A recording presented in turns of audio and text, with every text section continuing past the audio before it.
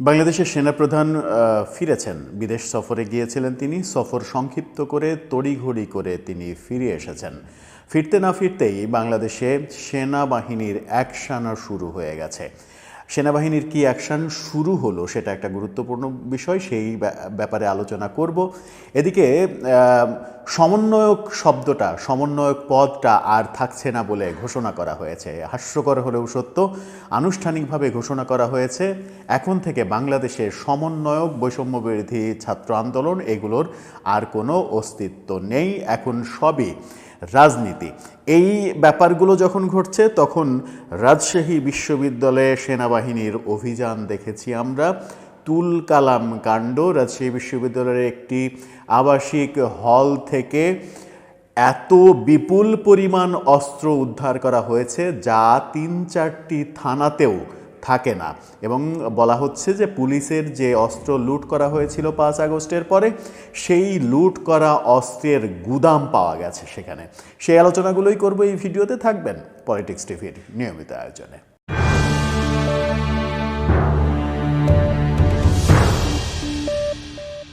দর্শক, পলিটিক্স টিভির নিয়মিত ভিডিওগুলো এখন থেকে স্পন্সর করছে প্রজাপতি.tv ওটিটি প্ল্যাটফর্ম। আপনারা চাইলে আপাতত ইউটিউবে, ফেসবুকে, ইনস্টাগ্রামে, টিকটকে দেখে নিতে পারেন। ডেসক্রিপশন বক্সে লিঙ্ক দেওয়া থাকবে, সেখান থেকেও আপনারা দেখে নিতে পারেন আমাদের প্রজাপতি.tvর আয়োজনগুলো।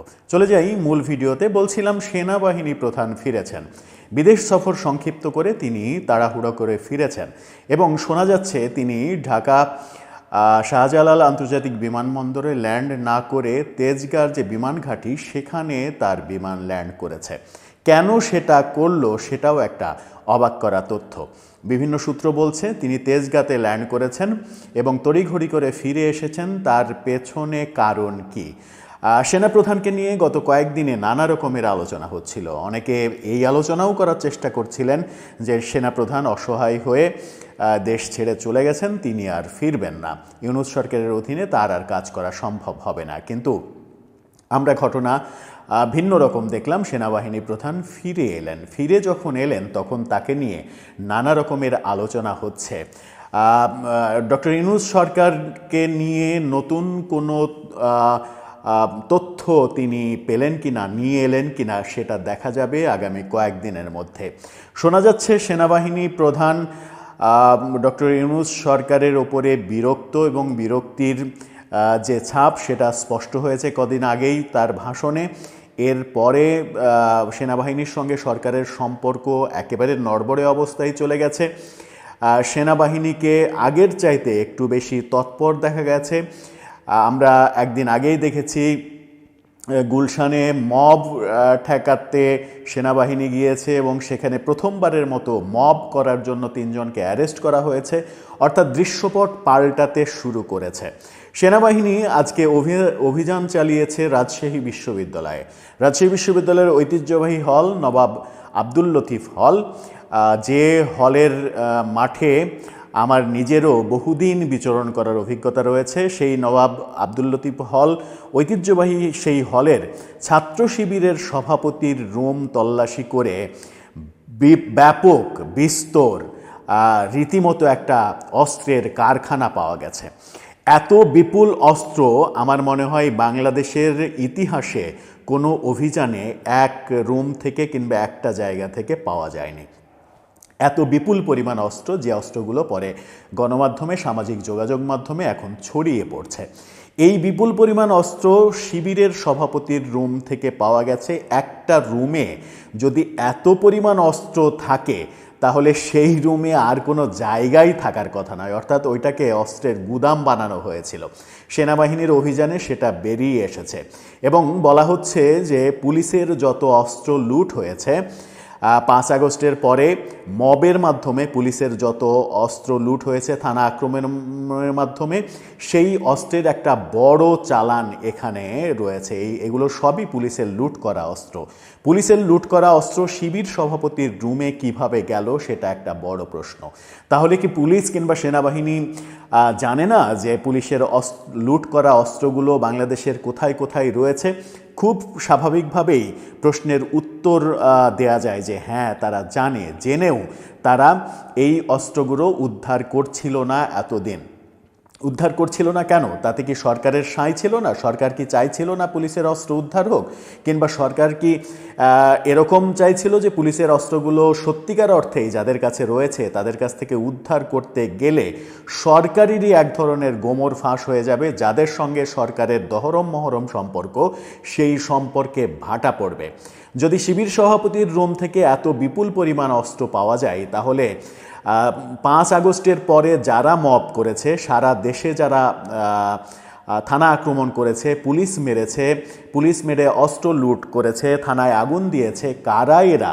এটা পুলিশও জানে, সেনাবাহিনীও জানে, সরকারও জানে। তার মানে এতদিন উদ্ধার করা হচ্ছিল না, এই প্রথম অভিযানটা করা হলো বড় ধরনের। এর আগে ছোটোখাটো অভিযান হয়েছে, সেনাবাহিনী বলেছে যে বেশ কিছু অস্ত্র পাওয়া গেছে, কিন্তু একটা রুম থেকে, একটা জায়গা থেকে, তাও বিশ্ববিদ্যালয়ে, রাজশাহী বিশ্ববিদ্যালয়ের মতো একটা জায়গায় একটা রুম থেকে এত বিপুল পরিমাণ অস্ত্র উদ্ধার করা, এটা অবিশ্বাস্য, চোখে না দেখলে বোঝা যায় না। তার মানে কি সেনাবাহিনীর অ্যাকশান শুরু হয়ে গেছে সেনাপ্রধান ফিরতে না ফিরতেই?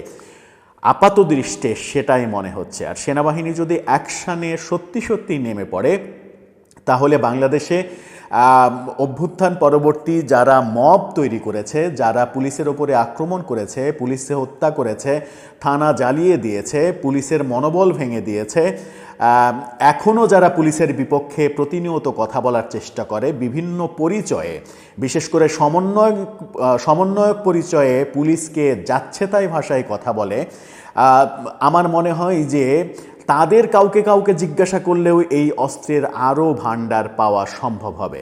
এবং মজার তথ্য হচ্ছে, আজকে জাতীয় নাগরিক পার্টি, সেই পার্টির আহ্বায়ক নাহিদ ইসলাম, তিনি আনুষ্ঠানিকভাবে ঘোষণা করেছেন দেশে আর সমন্বয়ক বলে কোনো মানুষ নেই। সমন্বয়ক বলে এই সমন্বয়ক শব্দটার আর অস্তিত্ব নেই, এটা বিলুপ্ত হয়ে গেছে। কারণ বৈষম্য বিরোধী আন্দোলন থেকে একটা ছাত্র সংগঠন হয়েছে, একটা রাজনৈতিক দল হয়েছে, এখন আর সমন্বয়কের কোনো অস্তিত্ব নেই। তিনি পুলিশকে বলেছেন যে সমন্বয়ক পরিচয়ে দেশে কোথাও যদি কেউ কিছু করতে চায়, তাহলে তাদের কঠোর হস্তে দমন করুন। তার মানে সমন্বয়ক এই শব্দটা যদি তারা এখন অমিট করে না ফেলে, তাহলে তাদের উপরে এখন রাজনৈতিক দল হিসেবে তাদের উপরে যে বিস্তর অভিযোগ আসবে, সেই অভিযোগ কাঁধে বহন করা তাদের পক্ষে মনে হয় সম্ভব হবে না। আর সম্ভব হবে না বলেই এই ঘোষণাটা এসেছে। সেনাবাহিনী প্রধান নিয়ে যখন নানা রকমের আলোচনা চলছে, তখন সমন্বয়ক পদ থাকছে না নাহিদের, এই কথা খুবই গুরুত্বপূর্ণ। তার মানে বাংলাদেশে আর কেউ আমি এখানকার সমন্বয়ক, আমি ওখানকার সমন্বয়ক, এত সদস্যের সমন্বয়ক কমিটি, এত কমিটি, কোথাও কোনো প্রতিষ্ঠানে কিংবা শিক্ষা প্রতিষ্ঠানে কিংবা কোথাও সমন্বয়কের অস্তিত্ব আর থাকছে না। এটা নাহিদ ইসলাম বিলুপ্ত ঘোষণা করলেন। তাহলে সারা দেশের সমন্বয়করা এখন কি করবে? তারা কি পরিচয়হীনতায় ভুগবে না? আমার মনে হয় যে এতে করে সারা দেশের সমন্বয়কদের সঙ্গে এই জাতীয় নাগরিক পার্টির এক ধরনের দূরত্ব তৈরি হবে, এবং এই দূরত্বটা সংঘর্ষে রূপান্তরিত হলেও অবাক হওয়ার কিছু থাকবে না। যেটা একদিন আগেই আমরা দেখলাম, সার্জিস আলমের ওপরে আক্রমণ, বেসরকারি বিশ্ববিদ্যালয়ের ছাত্ররা সার্জিস আলমের উপরে আক্রমণ করেছে, এবং সেখানে সার্জিস আলমের পক্ষের একজন পিঠে আঘাতপ্রাপ্ত হয়ে তার 14টা সেলাই পর্যন্ত লেগেছে। এই ঘটনাও কিন্তু আমরা দেখেছি। এই ঘটনা যে আরও ঘটতে পারে, সেটা আশঙ্কা করেই হয়তো নাহিদ ইসলাম এই কথাটা বলেছেন। সেনাবাহিনী প্রধানকে নিয়ে যে আলোচনাগুলো চলছে, সেনাবাহিনী প্রধান একটা ভূমিকা রাখবে সরকারের বিপক্ষে। কেউ আবার বলার চেষ্টা করছেন যে সরকার থেকে সেনাবাহিনী প্রধানকে সরে যেতে বলা হয়েছে, তাকে পদত্যাগ করতে বলা হয়েছে।